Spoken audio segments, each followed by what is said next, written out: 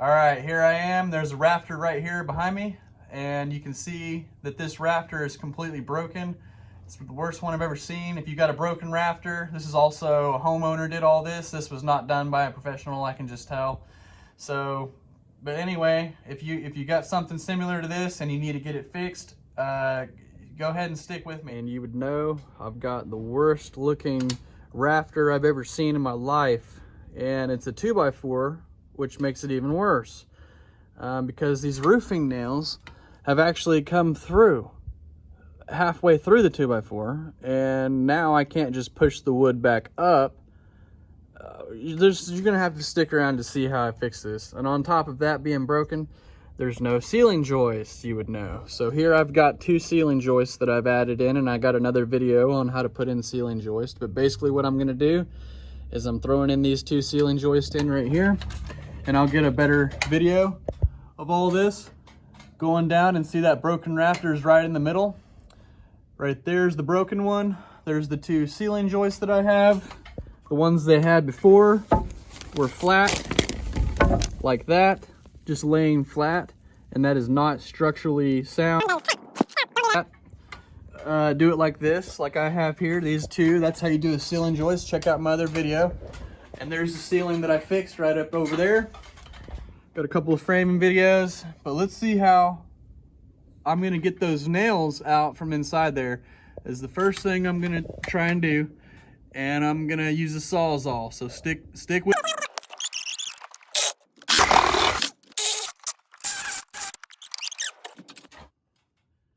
Okay. All right. So I'm gonna go over some of this framing really briefly here. Okay. Here's my 2 ceiling joists, and I put a spacer board right in between and nailed them in from the sides right here. These run all the way top plate to top plate over there. I added in another ceiling joist here, top plate to top plate, and another one here, top plate to top plate. Okay. Then I've nailed a board in across right here that goes all the way across. And you can see I've nailed it in each rafter or each ceiling joist.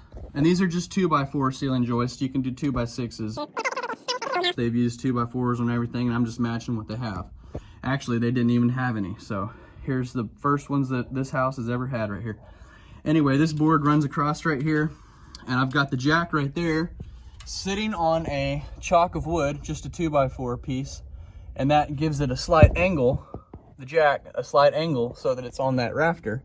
And that chalk, you can slide it forwards or backwards to get it where you want it. And then I've got a piece of wood just sitting on top of that, and it's resting on this, pushing down the weight on my new ceiling joist instead of the ceiling below it. That way I'm not going to puncture the ceiling and push the sheetrock out and make a lot of problems inside the house. And there's no roof leaks currently. There was a massive bow in this roof right here, and it snows a lot here, or it can, and ice and rain and all kinds of stuff.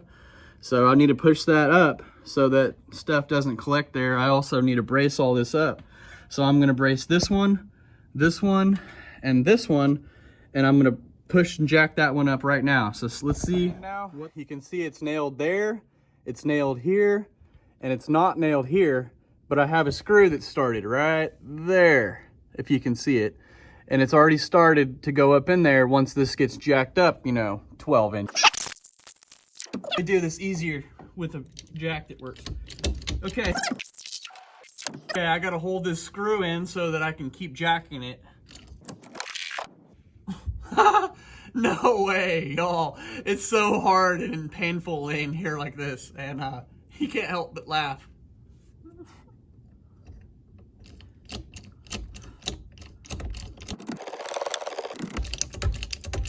Don't stop. It's gonna hurt. It's gonna hurt for a little while, but it'll all be done in a little bit. As I hear cracks, I'm gonna back out a little bit.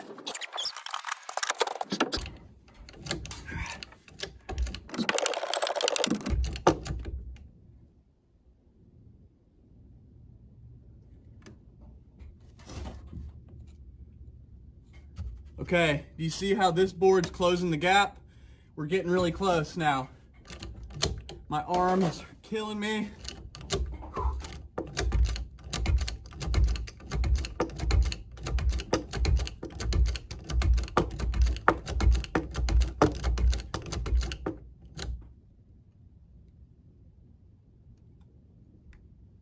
Okay, we're there.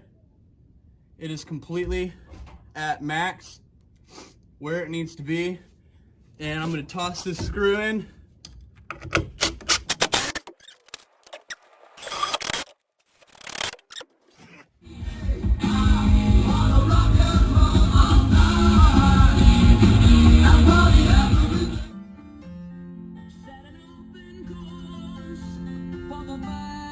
Okay, so here's what's going on.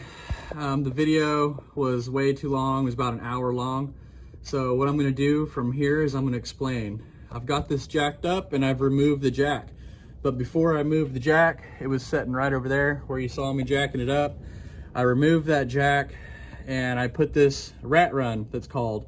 It's this 2x4 lane flat and this other 2x4 lane upright flat against it, nailed from the backside into this board. All the way down. You're putting nails all the way down into this flat one. And this flat one, you nail it downwards into these ceiling joists. So down, down, and that ceiling joist far back over there, you nail this board down too. Down, and this one down. See, this is a support nailed into this board right here, and right here at the top, all the way down, right here, and one right there. So there's three, and that's just to support these roofing rafters because they're just 2x4s. And I'm supporting all three of those roofing rafters, those 2x4s.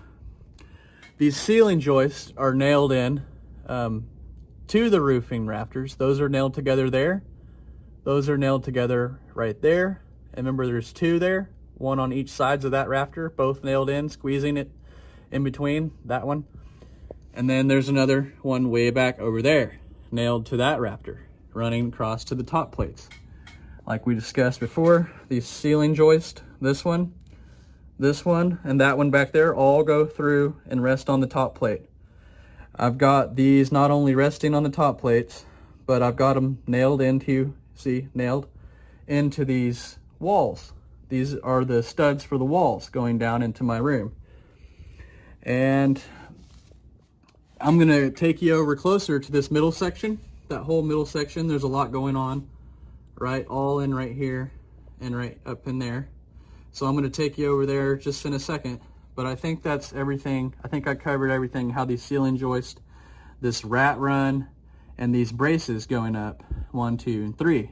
Now I'm gonna explain this whole middle section, so stay close. So you can see here, this middle section, I just seen something I gotta do. See, this middle board is a spacer going through right here, and I forgot to nail that one in. I gotta nail it through here on both sides to support the weight right here. But these, because there's a lot of weight right here, I jacked this beam up, was a lot of weight. So I reinforced it with the rat run, and then I put this brace in as normal. I've got this top one right here to support the broken piece. This was all that broken rafter, and I squeezed it up about 9 inches up, and it's all kind of rotted, but that's why I set it on this new board. And this board that goes across right here, as you see, it sets on this rat run on the top that connects the roofing joist together, this 2x4 right here. And if you want to, you could add another one on the back side of it, just like we did right here with this one. You can do the same thing up at the top.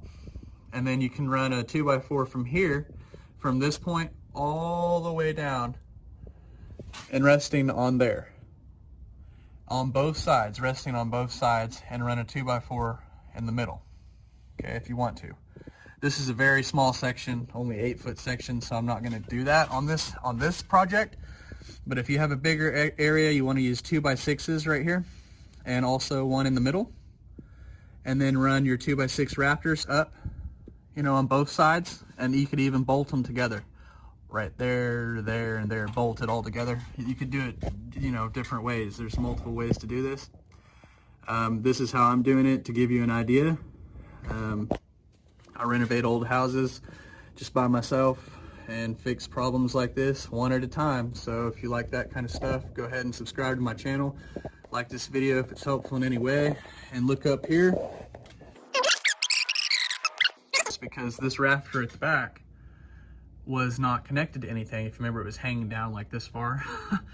So now I've pushed it up and I've put this board going across onto this beam, and that takes a lot of the weight. So this beam right here, this support, takes a lot of the weight of the roof from that middle section where I jacked it up.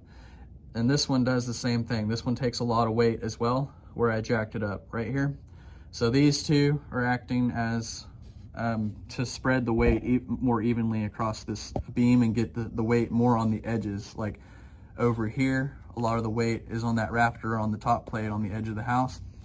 And now a lot of the weight is right here on this little beam that I've nailed on both sides, running up, connected right here to the top plate on this wall. This is a 10-foot wall. I'm at the very top and I've connected it right here. The roof is connected to the wall. The roof is connected to the top plate, the ceiling, everything's connected. And right here, this old rafter is now connected with 3 screws, 1, 2, 3, into the new. And that ties everything together. Once I put one more board from, I'm gonna do another one right on the other side, right here, going across right here, if that makes any sense. Anyway, so that's how I've done this. It's been quite a nightmare. If you're gonna buy an older house with, 100 of these, or 15 or 20 of these, maybe think twice, because you can see this is quite a bit of work, quite a bit of wood. Wood's expensive. You can easily get into a nightmare. So hopefully this was helpful. Go ahead and like this video if this was helpful in any way.